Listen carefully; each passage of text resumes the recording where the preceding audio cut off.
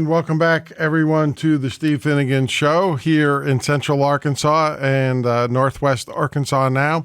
And this is the first time I will get to interview Senator Tom Cotton with our KFAY audience listening in. Senator, welcome to the show. Hey, Steve, it's good to be back on with you. It's good to have you back on. Now, I have to give you this question first, Tom. I had a listener text in the other day that was a little concerned about you remaining a conservative, and I wanted to give you a chance to address that. I'm still pretty sure you're as strongly pro-life as you've always been, reining in the federal spending and the fraud. So let's start off with that one. Of course, Steve. I still am as conservative as I was the first day I went to Congress, and I think most Arkansans are and would like their representatives to be. You mentioned on the pro-life issue, I have a 100% pro-life voting record. I'm pleased to have the endorsement of Arkansas Right to Life and the Susan B. Anthony list and pro-lifers all across the state. On our military, I strongly back military that's second to none, and strength, confidence, and resolution, as President Trump has displayed in the Maduro raid or the strikes against Iran.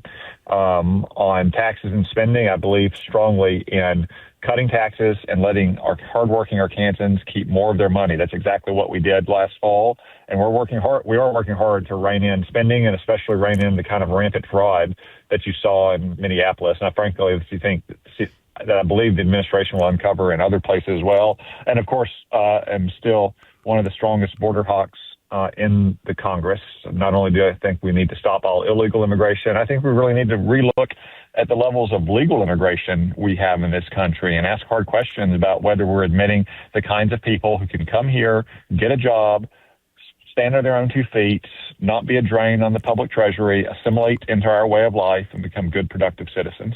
So Arkansans never have to doubt that I'll remain their conservative voice in the United States Senate. I just wanted to give you a chance to clarify that. And you know, I'm reminded of this. I have family that goes back in the United States to the Revolutionary War.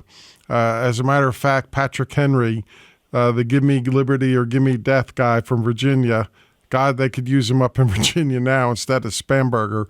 But nonetheless, he's in my family tree. And then my last two from Ireland were my great-grandmother on dad's side and great-grandfather. And I remember, my granduncle saying, when they came over, they had to have a job. They came through Ellis Island, and they were not going to be wards of the state and the taxpayers at that time. So that makes a lot of sense to restore. Yeah, Steve, it's one of the oldest and most common sense immigration principles that we have, the so-called public charge concept. You cannot come to America and become a charge or a ward of the public. You have to be able to support yourself. You have to have people who will support you. And Steve, that goes back to a time in our history when we basically had no serious immigration laws. Before a time of jet travel or widespread ocean travel, the law was basically, if you got to America, we would welcome you here as long as you could support yourself. And that's certainly a principle that we need to apply today. And, even going back to the first president, Roosevelt, Teddy, and he made it very clear we only have room for one language here in the United States, and that's English. And frankly speaking, I think that's a common sense policy too, because, my people coming from Ireland speaking Gaelic, or anybody from the plethora of Asian or European countries, that we don't have Japanese, Chinese, Korean, German, French, Italian, and everybody else coming here speaking their native tongue. They all had to learn English. Yeah, Steve, again, a very common sense immigration principle. In fact, I proposed legislation a few years back that would have overhauled the way we grant green cards and ultimately citizenship, since green card is the pathway to citizenship. And it would have just had a few simple criteria. It would have ranked them all on points. It would kind of reshuffled the point assessment every few months. One of the very simple assessments was, do you speak English? Because you cannot succeed in America without speaking English. Obviously, we have a lot of great citizens who come here speaking a foreign language. We have a lot of people in the country who learn foreign languages, and that's a wonderful thing. But you have to be able to speak English to succeed and thrive in America. Absolutely. And my goddaughter that's in college down in Lima, Peru, my older goddaughter, she said to me, Padrino, I want to come up and study in America. And I said, you're going to have to be proficient in English to do that, Yamali. And she has been taking English now for 3 semesters so she can speak proficient English when she comes here. And she's helping me learn Espanol. So I might be able to speak the native tongue the next time I go down there to visit them. So that works both ways. Good for you. I mean, as I'm sometimes reminded of what George Bush used to say, that his critics think that he can't speak one language well. Well, I'll be the first one to admit it. I took French in high school, forgot most of that, and the only reason I took it was there was a cute cheerleader that I was interested in. My sole reason for picking French over Spanish at the time. But anyway, Senator, as we move on, one of the things that I wholeheartedly agree with you, and sometimes I wonder if you and I might be the lone voices in the wilderness on this, was about the modernization of our nuclear weapons for the nuclear deterrent.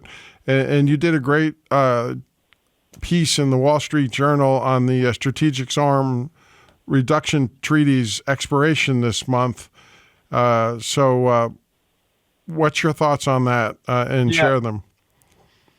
Yeah, Steve, I just cannot stress enough to your audience how important our nuclear forces are and that we maintain nuclear dominance. I hear a lot of libs in Washington complain that, we never use our nuclear weapons and, they cost so much money. Well, the reality is they actually don't cost much money, Steve. We are at a period in recapitalizing our nuclear forces where there's a bit of a spike, but you're only talking about 3, 4, 5% of the overall defense budget. And it'll come down, for instance, once we're done building the new generation of intercontinental missiles or ballistic missile submarines that will then last another 30 or 40 years. So our nuclear forces don't really cost that much in the grand scheme of things. Perhaps more importantly, Steve, we use them every single day. And we have used our nuclear forces every single day since the end of World War II to deter devastating attacks against the United States. And I think that is a very reasonable and prudent bargain for the American people to make sure that no country like Russia or China can achieve nuclear overmatch against us. And unfortunately, China is on a crash development course, building nuclear weapons faster than they ever have.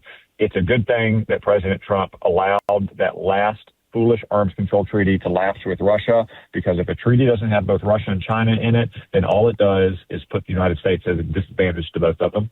Yes, and I agree. Now, Senator, there was one thing I was going to reach out to you, and you know that I have a very large veteran audience in both stations, and that I'm getting a bunch of them texting in now. Some of them might have just joined, but I did put out the statement that Secretary Doug Collins put out from the VA halting the enforcement of the interim final rule about the impact of medication and the adverse consequences. So just real quickly, I know that you're a fellow veteran yourself, and you would be, I'm sure, as opposed to this as the rest of us all are. I am. I do want to withhold judgment on the specific announcement. It was in my messages earlier today. I just haven't been able to see it, Steve, traveling all around the state. But I do think that Secretary Collins is doing what a lot of the VSOs were asking for. And that's my sense of where the direction he was moving.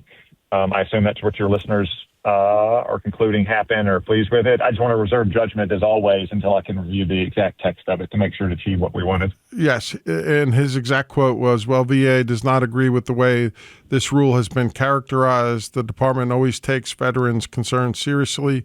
To alleviate these concerns, VA will continue to collect public comments regarding the rule, but it will be not enforced at any time in the future." So I know that puts a lot of veterans at ease.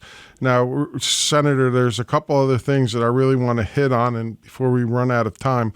Once again, we're Chuckles the Evil Clown Schumer Shutdown Part 3. and how ridiculous this is, how harmful it is. I've heard from TSA folks, and the junior enlisted are suffering in the Coast Guard once again without a paycheck. The Secret Service agents. You see any progress on this? Or, I know they all went to Munich to make fools out of themselves, but where do we stand on the Schumer shutdown part 3? Which seems wasteful. They don't need to fly all the way to Europe to make a fool out of themselves. They do a good enough job of that every day in Washington, Steve. This is true. I don't think much progress has been made this week, Steve. I think the Democrats are still beholden to their far left wing. To be clear for your listeners, the vast majority, something like 96% of all of government is funded. So the troops are being paid, the VA offices are open, national parks are open, highway construction is underway. It's only the Department of Homeland Security that the Democrats have defunded, and that only because they are so opposed to immigration enforcement. That's what this is about, Steve. The Democrats are so opposed to immigration enforcement, to protecting our border and deporting violent, dangerous, and criminal illegal aliens that they're willing to withhold paychecks from TSA employees at our airports here in Arkansas, and they're willing to risk FEMA running out of money for distributing emergency funds from anyone recovering from the big winter storm we just had or with tornado season coming up. That's the Democrats putting illegal aliens ahead of the safety and the recovery of law-abiding Americans. I think it's appalling. I do too. It's very frustrating, and I wonder how many of them are going to talk about the Tom Homan, who, by the way, got an award from Obama for deporting people, and the Dems had no problems with it back then, but now he's a Nazi because he's doing the same job for President Trump, which is so hypocritical.